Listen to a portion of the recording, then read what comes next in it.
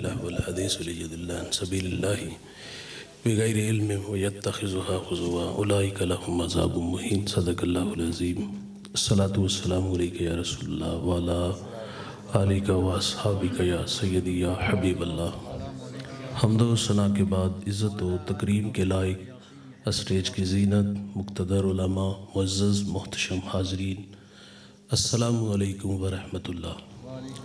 سورہ لقمان سے ایک آیہ نور تلاوت کرنے کا شرف حاصل کیا۔ دعا گو ہوں اللہ تعالی ہم سب کو عمل کر کے زندگی کی راہوں کو درست کرنے کی توفیق عطا فرمائے۔ آج مجھے جو مضمون دیا گیا وہ موسیقی نہیں، قرآن سنیے۔ اس کے ضمن و ذیل میں کچھ باتیں عرض کروں گا، اور مجھ سے قبل آپ نے کسی بھی تعارف کے محتاج نہیں۔ بڑا دل نشین لہجہ، کئی بار آپ سے شرف ملاقات نصیب ہوئی اور بہت ساری محبتوں سے نوازتے ہیں اور بہت کچھ کہہ دیتے ہیں، اس قابل بھی نہیں۔ اللہ تعالیٰ جناب کی محبت سلامت فرمائے۔ آئیے چند لمحوں کے لیے میں آپ لوگوں سے مخاطب ہوں گا، توجہ سے سماعت فرمائیے گا۔ ارشاد باری تعالیٰ ہے، کئی لوگ ایسے ہیں جو مقصد حیات سے غافل کرنے والی باتوں کا بیپار کرتے ہیں تاکہ لوگ بھٹکتے رہیں خدا کی راہ سے بے خبر ہو کر اور اس کا مذاق اڑاتے رہیں۔ اولئک لہم عذاب مہین، فرمایا ایسے لوگوں کے لیے رسوا کرنے والا عذاب ہے۔ علامہ علوسی اور دیگر مفسرین اس آیہ مبارکہ کا شان نزول بیان کرتے ہیں۔ یہ آیہ مبارکہ مکہ کا ایک متمول شخص جس کا نام نضر بن حارث ہے، یہ اس کے حق میں نازل ہوئی ہے۔ اصل معاملہ یہ تھا کہ حضور کی جلوہ گری سے پہلے یہ جہاں جہاں نہیں تھا۔ سید سلیم گیلانی فرماتے، زیست یخبستہ تھی تاریک نہا خانوں میں، ایک کرن پھوٹی اجالا ہوا ایوانوں میں، زہر آلود فضائیں تھی نمو سیاری، آپ آئے تو بہار آ گئی ویرانوں میں۔ کس نے اللہ سے ٹوٹا ہوا رشتہ جوڑا، ان سا محسن نہ فرشتوں میں نہ انسانوں میں۔ پوری دنیا میں اندھیرے تھے، آقا تشریف لاتے ہیں اور مکہ کے گھٹا ٹوپ اندھیروں میں توحید کا چراغ جلا دیتے ہیں۔ پھر اتنے اجالے انوار اترتے ہیں کہ جو لوگ در در پہ دھکے کھا رہے تھے، آقا کی صدائے دل نواز نے انہیں کھینچ کے ایک خدا کے آگے جھکنا سکھا دیا۔ میرے نبی کی محنت سے فرد واحد سے لوگ ایمان لانے لگے، اسلام پھیلنے لگا، اسلام نشو و نما پانے لگا۔ تو جو اسلام دشمن تھے وہ باہم جڑ بیٹھے، انہوں نے معاذ اللہ کہا کہ ہم بانی اسلام کو صفحہ ہستی سے مٹا دیں گے، اور اس شمع کے گرد جو مٹھی بھر پروانے ہیں ہم انہیں خاک میں ملا دیں گے۔ وہ کیا کسی نے خوب کہا تھا کہ فانوس بن کے جس کی حفاظت ہوا کرے، وہ شمع کیا بجھے جسے روشن خدا کرے، اور جدہ ذکر خدا بلند کرے کیڑا جمعہ اس نو بند کرے۔ او دے ذکر دا محافظ آپ خدا پڑھو لا الہ محمد الرسول اللہ۔ ہزارہا مخالفتوں کے باوجود اسلام پھیلا، اسلام نشو نما پاتا رہا۔ میں نے جس شخص کا نام لیا نضر بن حارث، یہ بڑا وقار تھا، تاجر تھا، ملک شام ایران تجارت کے لیے اس کا آنا جانا تھا۔ اس نے وہاں سے رستم و اسفندیار کی جنگی قصے کہانیاں خریدی۔ مکہ آتا ہے اور لوگوں کو جمع کر کے کہتا ہے کہ تمہیں محمد صلی اللہ علیہ وسلم عاد و سمود کی کہانیاں سناتے ہیں، تم میرے پاس آؤ، میں تمہیں اجمیوں کی کہانیاں سناؤں گا۔ اس نے ایک چال چلی، یہ لوگوں کو قصے کہانیاں سناتا تھا، اور اس کے پاس ایک اور چال تھی کہ اس کے پاس حسن کی پری پیکر باندیاں تھیں جن کا ناچ گانا لوگوں کو سناتا دکھاتا۔ تو سو اس کی محنت سے کچھ کچے ایمان والے لوگ مرتد بھی ہوئے تھے۔ تو اللہ نے اس کے حق میں یہ آیہ مبارکہ نازل فرما دی کہ جو مقصد حیات سے غافل کرنے والی باتوں کا بیپار کرتے ہیں ان کے لیے رسوا کرنے والا عذاب ہے۔ لہو الحدیث کی تشریح میں علماء تفسیر بیان کرتے ہیں، اور بڑے بڑے نام ہیں، حضرت عبداللہ ابن عباس، عبداللہ ابن مسعود، اور اکابر تابعین میں حضرت سعید بن جبیر، حضرت مکحول، حضرت مجاہد، حضرت قتادہ، حضرت حسن بصری۔ آپ فرماتے ہیں لہو الحدیث سے مراد گانا بجانا اور موسیقی مراد ہے۔ نضر بن حارث کا کام کیا تھا؟ یہ قصے کہانیاں سناتا تھا اور لوگوں کو ناچ گانا دکھاتا تھا۔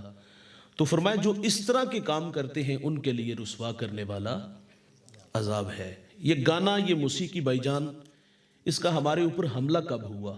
سنیے گا، یہ خلافت راشدہ کے دور کے اختتام پر یہ موسیقی ہمارے اوپر حملہ آور ہوئی تھی۔ تاہم اس وقت تو ملت اسلامیہ کا نظام دفاع مضبوط تھا، تو اس نے آبادی کے انتہائی قلیل حصے کو متاثر کیا، اور آج 14 صدیاں بیت گئیں اور ملت اسلامیہ کا نظام دفاع کمزور ہوا، اور یہ موسیقی ہمارے جسموں میں سرایت کر گئی۔ کل تک جو روح کی سزا تھی، آج وہ روح کی غذا ہے۔ بقول اقبال کے وہ کہتے ہیں، تھا جو نہ خوب باتدریج وہی خوب ہوا، کہ غلامی میں بدل جاتا ہے قوموں کا ضمیر۔ کل تک جو روح کی سزا تھی، آج وہ روح کی غذا ہے۔ گانا گانے والے بچپن کا شوق کہتے ہیں اور اللہ کا فضل بھی کہہ دیتے ہیں، اور سننے والے اس کو روح کی غذا کہتے ہیں۔ نہ گانا گانے والا غلط کہہ رہا ہے، نہ سننے والے اس کو گناہ کہہ رہے ہیں۔ میرے کریم آقا صلی اللہ علیہ وسلم فرماتے ہیں کہ میں محمد تو آلات موسیقی کو توڑنے آیا ہوں۔ میرے نبی فرماتے ہیں، جو باندیوں سے گانے سنے گا، اللہ قیامت کے دن ان کے کانوں میں سیسا پگھلا کے ڈالے گا۔ سید عائشہ رضی اللہ تعالیٰ عنہ سے مروی روایت ہے، دھیان سے سنیے گا۔ کریم آقا صلی اللہ علیہ وسلم فرماتے ہیں، جو اس حال میں مرا کہ وہ گانے سن رہا تھا، فرمایا مر جائے تو اس کا جنازہ بھی نہ پڑھو۔ عزت کی موت ہے بندہ گانے سنتا مرے۔ ہمارے گجرا والا ایک قاری قرآن تھے، اللہ ان کی قبر پہ کروڑوں رحمتوں کا نزول فرمائے۔ تقریباً 1 اشرہ پہلے کی کہانی ہے۔ یکم رمضان، نماز فجر کا وقت، پہلی رکعت کا پہلا سجدہ، پیشانی اللہ کے حضور جھکی ہے، سبحان ربی الاعلیٰ کے نغمے ہیں۔ اللہ نے فرشتے کو بھیج دیا، فرشتہ روح کف انصری سے کھینچ کے لے گیا۔ اس حافظ نے، قاری نے دائی اجل کو لبیک حالت سجدہ میں کہا، قیامت کے دن جب اٹھے گا تو اس کے لبوں پر سبحان ربی الاعلیٰ کے نغمے ہوں گے۔ بھائی جان، جیو شان سے، مرو ایمان سے۔ یہ کوئی موت ہے کہ بندہ گانے سنتا مرے؟ فرمایا جو اس حال میں مرا کہ وہ گانے سن رہا تھا، فرمایا مر جائے تو اس کا جنازہ بھی نہ پڑھو۔ امام منذری الترغیب والترہیب میں ایک روایت لائے ہیں، کریم آقا صلی اللہ علیہ وسلم فرماتے 2 آوازیں قابل لعنت آوازیں ہیں۔ ایک فرمایا خوشی کے وقت گانا، اور دوسرا فرمایا غم کے وقت بین کی آواز۔ یہ دنیا اور آخرت میں قابل لعنت آوازیں ہیں۔ دیکھیے، اسلام خوشی سے منع نہیں کرتا، اسلام رخصت دیتا ہے، نعمت ملے چرچا کرو۔ نعمت کے حصول پر منہ بسورنا نعمت کی بے قدری ہوتی ہے۔ نعمت ملے چرچا کرو، لیکن یہ بات بھی پیش نظر رہے، اسلام غیرت مند دین ہے، اور وہ اپنے ماننے والوں کو بےہودگی کا درس نہیں دیتا۔ وہ کہتا ہے میرے ہو تو میرے ہی رہو۔ اسلام رخصت دیتا ہے، نعمت ملے چرچا کرو۔ میں ایک مثال سے عرض کروں گا، شادی ہوتی ہے، شادی کے بعد آرزوؤں کا ایک جہان ہوتا ہے۔ سب سے بڑی آرزو کیا ہوتی ہے؟ اللہ ہمیں بیٹا بیٹی دے۔ گھر کے بوڑھے کہتے ہیں اللہ ہمیں کو پوتی پوتا دے۔ اولاد کو آنکھوں کی ٹھنڈک، من کا قرار کہا گیا ہے۔ اس کو اسائے پیری کہتے ہیں، بڑھاپے کا سہارا کہتے ہیں۔ یہ اللہ کی مرضی ہے، یار اللہ کسی کو امتحان میں ڈال دے۔ میرے ایک دوست ہیں، 4 بھائی ہیں اور کسی کی ہاں اولاد نہیں، اور جب وہ دعاؤں کے لیے کہتے ہیں، ان کے چہروں پر جو اولاد کے لیے اداسیاں اور محرومیاں ہیں، وہ ایک عجیب کہانی ہے۔ اولاد دولت بڑی ہے، لیکن اللہ کی مرضی کسی کو آزمائش میں ڈال دے۔ 10-20 سال اولاد ہی نہ ہو، بے اولاد حضرات سے آپ پوچھو، مسجد میں آتے تو مولوی صاحب کا ترلا کرتے ہیں، مولوی صاحب دعاؤں میں یاد رکھنا۔ پیر صاحب کی چوکھٹ پہ گئے، وہاں بھی دعا کی درخواست کی۔ حاجیوں کے قافلے چلے تو ان سے بھی کہا کہ ہمیں دعاؤں میں یاد رکھنا۔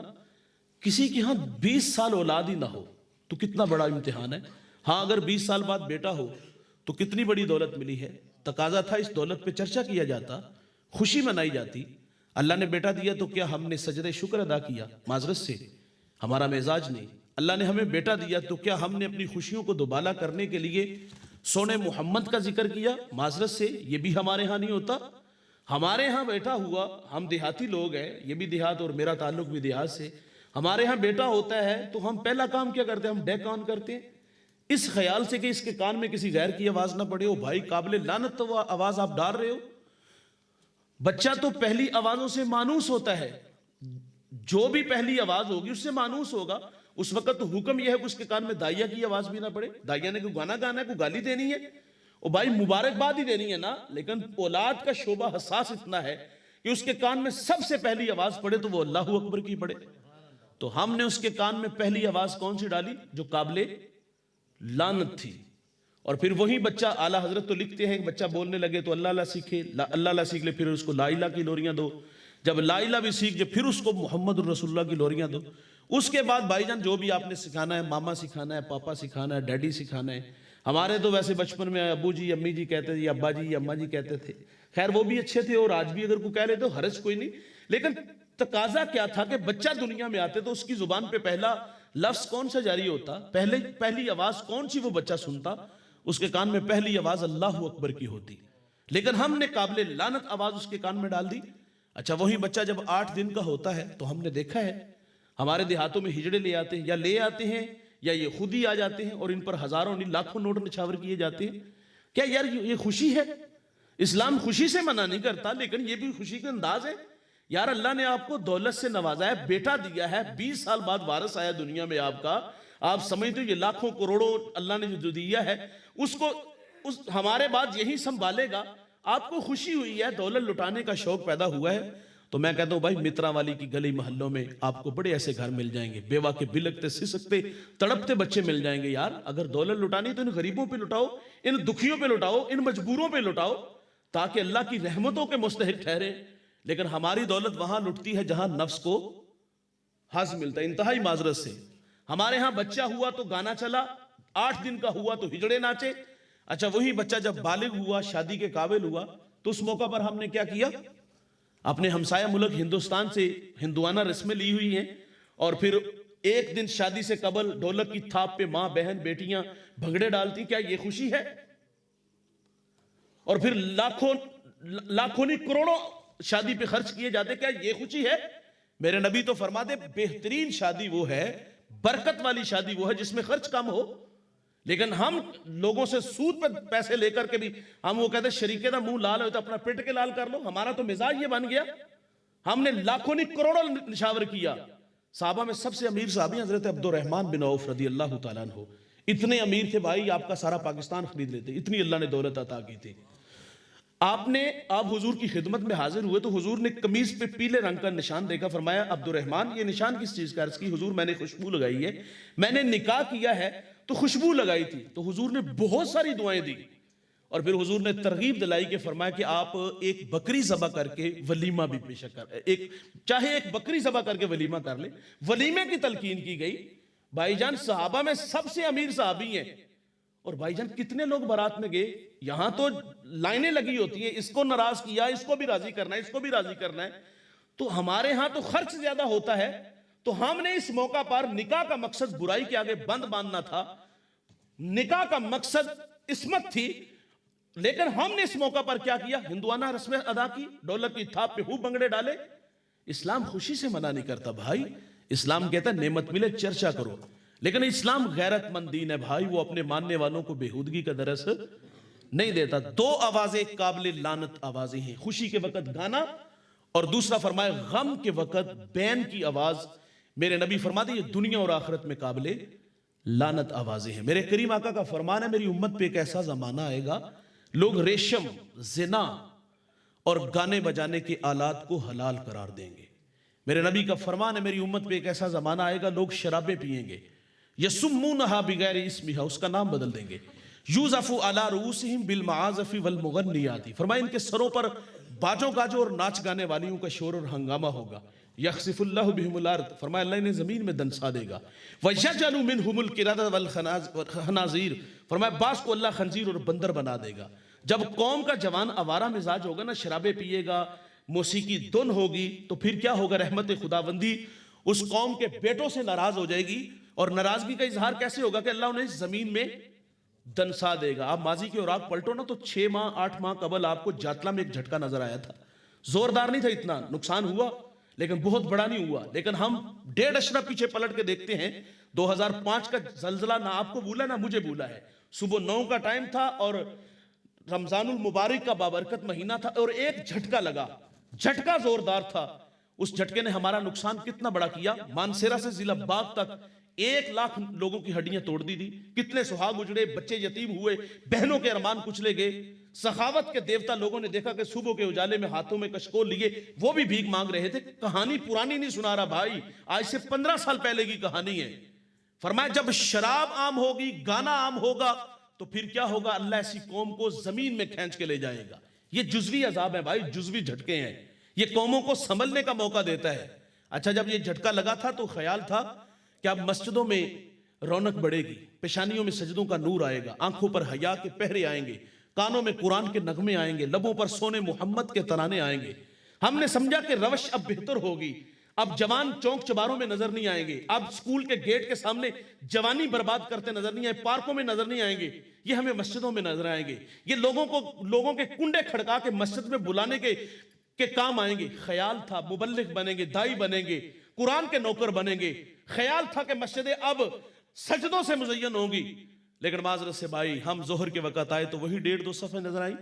ہاں البتہ تبصرے آپ نے بھی میں نے بھی سنے اور جگہ جگہ سنے بھی۔ ہم نے پنجاب کے لوگوں نے بڑی باتیں کی، ہم نے کہا پہاڑوں میں رہنے والے لوگ بڑے بدکار تھے، بند کمروں میں آبرو ریزیاں کرتے تھے، شراب کے جام اڑتے تھے۔ کتنے ہم نے ان لوگوں میں بات کی، ان کی پیشانیاں سجدوں کے نور سے محروم تھی، آنکھیں جو نا عصمت سے خالی تھی، ہم نے بڑی باتیں کی۔ میں نے یہ بات پھر پورے پاکستان میں کی، میں نے کہا مانا کہ پہاڑوں میں رہنے والے لوگ نہیں اچھے تھے یار، کبھی ہم اپنے بھی گریبان میں جھانک کر کے دیکھ لیں۔ آپ کا تعلق متراوالی سے، میرا تعلق احمد نگر چٹھا سے، گجراوالا کے پڑوس میں ہوں، آپ بھی بالکل قریب قریب ہیں ہمارے۔ اور بھائی مجھے بتائیے گا اگر ہم اپنے اندر جھانک کر کے دیکھیں تو کیا یہاں مسجدیں اذان کے وقت مسجدیں بھری ہوتی ہیں؟ ایک گھر میں 8 افراد ہیں، سب پہ نماز فرض ہے، مجھے بتائیے گا نماز کے وقت کتنے لوگ ہوتے ہیں؟ آج بھی 1.5 صف ہوتی ہے۔ یہ متراوالی ساری بستی مسلمانوں کی بستی ہے، سب پہ نماز فرض ہے، لیکن مجھے بتاؤ نماز کے وقت کتنے لوگ ہوتے ہیں؟ ہر بیٹے کے پاس موبائل اپنا، ہر بیٹی کے پاس موبائل اپنا۔ کیا ہمارے پاس مصلے ہیں اپنے؟ ہمارے پاس درود کی تسبیح اپنی ہے؟ اور بھائی جان اگر ہم بھی گریبان میں جھانک کر کے دیکھیں نا تو حاجی ثناء اللہ سے بھی کوئی نہیں ہے۔ اور یہ جھٹکے اس لیے لگتی ہیں، یہ قوموں کو سنبھلنے کا موقع دیا جاتا ہے۔ اگر وہ پہاڑوں کو چٹانوں کو توڑ سکتا ہے اور ان فلک بوس عمارتوں کو جہاں ہم رہتے ہیں ایک جھٹکا لگا، عذاب کا کوڑا یہاں برسا، تو یہ دوڑتی گاڑیاں، یہ فلک بوس عمارتیں، بنگلے پلازے نظر آئیں گے بھائی؟ یہ سنبھلنے کا موقع دیا گیا۔ فرمایا جب شراب عام ہوگی، گانا عام ہوگا تو پھر کیا ہوگا؟ اللہ ناراض ہو جائے گا، اور ناراضگی کا اظہار کیسے ہوگا؟ اللہ زمین میں کھینچ کے لے جائے گا، بعض کو خنزیر اور بندر بنا دے گا اللہ۔ انسان ظاہری طور پہ خنزیر اور بندر نہیں بنے گا، لیکن خنزیر اور بندر کی جو صفات ہیں وہ انسان میں آ جائیں گی۔ علم حیاتیات میں لکھا ہے خنزیر کی سب سے بڑی صفت کیا ہے؟ فرمایا وہ بے غیرت اور بے حیا ہوتا ہے۔ دوسری صفت بندر کا کہا نا، وہ نکالی کرتا ہے، ایکٹنگ کرتا ہے۔ یہ شوبز کی دنیا، پاپ سنگر سننے والوں کے مزاج آپ بھی جانتے ہو، ہم بھی جانتے ہیں۔ فرمایا سب سے بڑا نقصان کیا ہوگا کہ اللہ حیا ہی چھین لے گا جب شراب آب ہوگی۔ آج کا جوان شراب پی کے فخر تو نہیں بتاتا کہ دوست کی دعوت پہ گیا اور اس نے ڈرموں میں شراب ڈالی اور ہم نے مٹکے بھر بھر کے پی۔ میرے نبی فرماتے شراب پینے والا بت پوجنے والے کی طرح ہوتا ہے۔ فرمایا شرابی کو جب قبر میں اتارا جائے گا تو اس کا رخ قبر کے اندر قبلے سے پھیر دیا جائے گا۔ شرابی کو مرتے وقت کلمہ بھی نصیب نہیں ہوگا۔ حضرت علی فرماتے شراب کا ایک قطرہ دریا میں ڈال دیا جائے، دریا خشک ہو جائے، گھاس اگے اور وہ گھاس میرا گھوڑا کھائے، آپ فرماتے میں اس پر سواری کرنا بھی پسند نہیں کروں گا۔ اور یہ فخر سے نہیں کہتا کہ دوست کی دعوت پہ گیا، ڈرموں میں شراب مٹکے بھر بھر کے پی۔ فرمایا حیا ہی چھین لی جائے گی۔ یہ گناہ کی سزا ہے۔ میں نے ایک بزرگ کا قول پڑھا، فرماتے گناہ کی سزا یہ ہے کہ بندہ گناہ کر کے پھر گناہ کرتا ہے۔ اور بھائی فطرت میں گناہ ہے، گناہ کے بعد ہاتھ جوڑنے چاہیے نا، ترلا کرنا چاہیے اللہ دے آگے ہاتھ جوڑنے چاہیے، پچھلے پہر آنا چاہیے یار۔ پچھلی راتی رحمت رب دی کرے بلند آوازہ، ہے کوئی بخشش منگن والا کھلا یہ دروازہ۔ معذرت کرنی چاہیے تھی، لیکن ہم نے وہاں ڈٹائی سے باتیں کی، ہم نے فخر سے گناہ کا اظہار کیا، ہم نے فخر سے دوستوں کو بتایا کہ میرے جنانے کن لوگوں کے ساتھ؟ پرہیزگار لوگوں کے ساتھ ہے۔ کسی علماء کے ساتھ ہمارے جنانے فخر سے بتاتے ہیں جناب فلاں بدماش ہمارا دوست ہے، ملنا جلنا ہے، تصویریں دکھاتے پھرتے ہیں، یہ شراب کی جام ہم اڑاتے دکھاتے ہیں۔ فرمایا جب حیا ہی چھین لی جائے گی ان سے، جب شراب عام ہوگی، گانا عام ہوگا، تو فرمایا ان سے سب سے بڑا ان کے اندر ان کو نقصان جو پہنچے گا، فرمایا حیا چھین لی جائے گی۔ اور اقبال تو دعائیں کرتے رہے کہ حیا باقی نہیں زمانے کی آنکھ میں، خدا کرے کہ تیری جوانی بے داغ رہے۔ بھائی جان روحوں کی غذا موسیقی نہیں۔ ایلن بلوم یہ عیسائی مفکر ہے، اس سے سوال کیا گیا کہ تیرے نزدیک موسیقی کیا ہے؟ تو وہ کہتا ہے یہ روح کی کچرا غذا ہے۔ علامہ جوزی لکھتے ہیں، ابن جوزی لکھتے ہیں کہ گانے میں 2 مضرت جمع ہیں۔ ایک تو فرمایا یہ قلب کو تفکر الہی سے روکتا ہے، اور دوسرا فرمایا یہ گانا زنا کی دعوت دیتا ہے۔ میں نے بہت سارے مفکرین کی آراء کو پڑھا، بعض نے لکھا کہ گانا سننے والے خود کو بعض وقت گولی سے اڑا دیتے ہیں، ایموشنل ہوتے ہیں۔ یہ روحوں کی غذا نہیں بھائی، روحوں کی غذا اللہ کا قرآن ہے، جسے کافر لوگ بھی چھپ چھپ کے سنا کرتے تھے۔ یہ روحوں کی غذا ہے۔ رب سے باتیں کرنے کو جی چاہے نا بھائی تو قرآن کھول کے بیٹھ جایا کرو۔ اب یاد کرو کتنی دیر ہوگی رب سے کلام کیے ہوئے، بات کیے ہوئے. ہمیں یاد آتا ہے ماضی کا ایک دھندلا سا نقشہ کہ جب ہم چھوٹے چھوٹے ہوتے تھے ہماری ماں مسجد میں بھیجتی تھی اور ہفتے میں 2 دن جاتے تھے، اور 2 دن ہم جاتے تھے گھر سے 2 دفعہ پیغام بھی آ جاتا تھا کہ اس کو چھٹی دے دے، اس نے اب جا کے اسکول بھی پڑھنا ہے. اور بھائی جان وہ بچپن میں ہم نے ناظرہ قرآن پڑھا اور اس کے بعد اس کو ہمیشہ کے لیے ہم نے اچھا غلاف لیا، اس کو لپیٹ کے ہم نے طاق میں رکھ دیا. یہ بچپن میں پڑھا ہوا قرآن اور اس کے بعد ہمارا اس سے تعلق ختم ہو گیا. ہاں ہم جب بڑے ہوئے، ہم کمانے کے قابل ہوئے، ہم اس لائق ہوئے کہ ہم نے اچھا گھر بنایا، فیکٹری بنائی، کارخانہ بنایا، دکان بنائی، تو بطور برکت ہم نے پھر قرآن سے رابطہ کیا. اور معذرت سے کہوں گا پھر بھی ہمیں قرآن خود پڑھنا نصیب نہیں ہوا، وہ بھی مسجد مدرسے سے ہمیں بچوں کو لانا پڑا. کیا ہمیں قرآن نہیں پڑھنا آتا یار؟ ہمارا اس کتاب سے صرف اتنا ہی تعلق رہ گیا کہ اس کو ہم نے بطور برکت پڑھا، اور وہ بھی کبھی کبھی پڑھا، وہ بھی کسی سے پڑھایا. رب سے باتیں کرنے کو جی چاہے تو قرآن کھول کے بیٹھ جایا کرو. کیا طبیعت میں اداسی نہیں آتی یار؟ کیا جی نہیں چاہتا یار قرآن کھول کے بیٹھے رب ہم سے کلام کیا کرتا ہے؟ کیا طبیعت میں کوئی اداسی نہ آئی یار؟ میں ایک جگہ حاضر ہوا مری کہ قریب ایک چھوٹا سا مدرسہ تھا، تقریباً جتنی یہ مارکی ہے اتنا بڑا ہی تھا. 90 بچے ان کے پاس قاری صاحب کے پاس پڑھتے تھے. تو چھٹی کا ٹائم تھا تو ہم بیٹھے ہوئے، تو میں نے پوچھا تعداد کتنی؟ انہوں نے کہا 90 بچے ہیں. تو میں نے کہا پڑھانے والے کتنے؟ وہ کہتے ہیں اکیلا. تو میں نے کہا حضرت پھر آپ رزلٹ کس طرح دیتے ہوں گے؟ ہم بھی حفظ کیا ہوا ہے، تو 25 سے 30 بچے ہوں تو احتجاج بنتا ہے، اور ان کا بنتا بھی ہے، سب کی منزل ہے، تو یہ کس طرح ممکن ہے؟ تو انہوں نے بلا امتیاز ان بچوں میں سے آواز دی کہ بیٹا میری بات سن. 4-5 لڑکے آگے. انہوں نے پوچھا کسی کے 15 پارے، کسی کے 17 پارے، کسی کے 12 پارے، جتنے بھی تھے. کسی کو کہہ رہے ہیں آپ فلاں سورہ شروع کرو، دوسرے کو کہتے ہیں آپ فلاں سورہ شروع کرو. یقین جانیے گا ہجے اللہ ان کی منزل خوب. میں حیران ہو گیا. میں نے کہا حضرت یہ دولت کیسے آ گئی؟ تو وہ کہتے ہیں 2 باتیں ہیں. ایک تو میں قرآن مجید سے عشق کرتا ہوں، میں قرآن سے محبت کرتا ہوں، اور دوسرا میری نظر میں کبھی خیانت. میں ان بچوں کو اپنا بیٹا سمجھتا ہوں. اور یار جنہوں نے قرآن سے محبت کی، دل لگا کے بڑا بھی ہم سے پہلے ایک قاری صاحب پڑھ رہے تھے، کتنا خوبصورت لہجہ تھا. میرے بعد بھی ہمارے پاس بڑے بڑے نام بیٹھے ہوئے ہیں، وہ بھی سنائیں گے آپ کو قرآن. تو قرآن تو روحوں میں اترتا ہے. ہم نے کتنی دیر ہوگی اس کتاب سے تعلق جوڑا ہوا، کتنی دیر ہوگی اس کی تلاوت کی ہوئے، تو ہمیں وہی ماضی کا بچپنے کا زمانہ یاد آتا ہے. اس کے بعد جب بڑے ہوئے تو ہم نے بطور برکت فیکٹری کارخانے کے لیے ہم نے بچے لے کر کے آئے. اور ویسے ہمارا اختلاف ہے، مجھے اچھی طرح یاد ہے ہم شعبہ حفظ میں جب پڑھتے تھے تو ایک سیٹھ صاحب آئے، انہوں نے کہا کہ حضرت بچوں کو ذرا فیکٹری بھیجیں. تو حضرت فرماتے میں نہیں بچوں کو بھیجتا. وہ تھوڑا سا جذباتی، اس نے کہا میں یہاں ماہانہ فنڈ دیتا ہوں. فرمایا جتنے دیے مجھ سے لے لو، میں اپنے بچوں کو شہین بناؤں گا. یہ قبروں میں پڑھنے کے لیے نہیں آئے، یہ فیکٹریوں میں پڑھنے کے لیے نہیں آئے. اس دور میں بھی کبھی آپ نے سودا نہیں کیا تھا جب بالکل تھوڑے سے لوگ تھے. ہمارا توکل اللہ پہ ہونا چاہیے.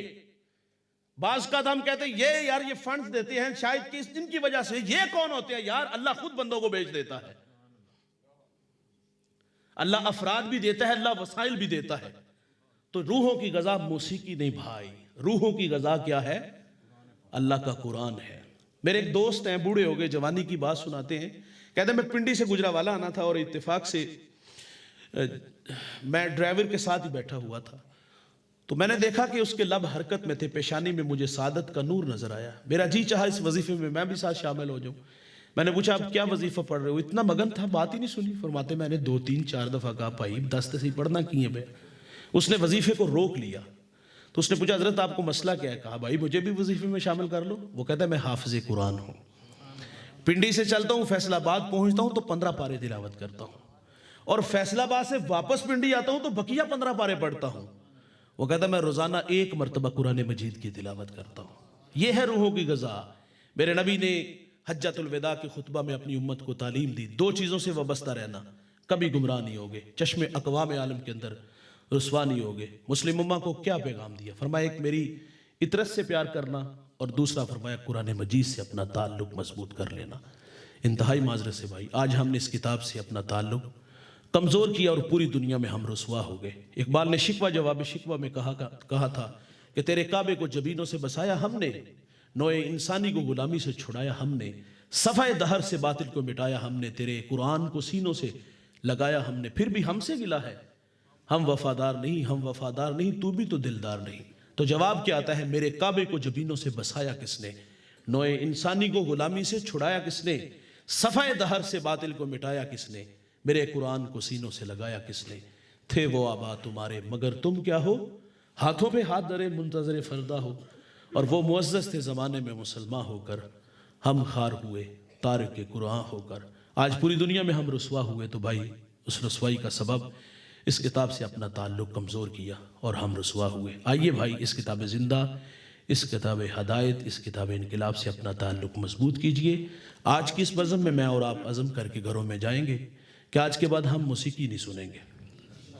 میں اور آپ اپنے اپنے موبائلوں کی تلاشی آج کی شب ضرور لیں گے، اس میں وہ مواد جو اللہ رسول کو پسند نہیں اس کو ضرور اس سے نکال دیجئے گا، اور جگہ دیجئے گا کسی اچھے عالم کو، کسی اچھے ثناخان رسول کو، کسی اچھے قاری قرآن کو۔ روحوں کی غذا اللہ کا قرآن ہے۔ اللہ مجھے آپ کو اس کتاب سے جڑ جانے کی توفیق عطا فرمائے، اور جن بچوں نے آج کی اس بزم کو سجایا، ہم سب کو جمع کیا، اور اس کتاب کی محبت ہمارے دلوں میں اجاگر کرنے کے لیے اتنی محنت سے اتنے لوگوں کو جمع کیا، میں ان بچوں کے لیے، بھائیوں کے لیے دعا گو ہوں۔ اللہ ان کی محنت، جستجو، کاوش اپنی بارگاہ میں قبول فرمائے۔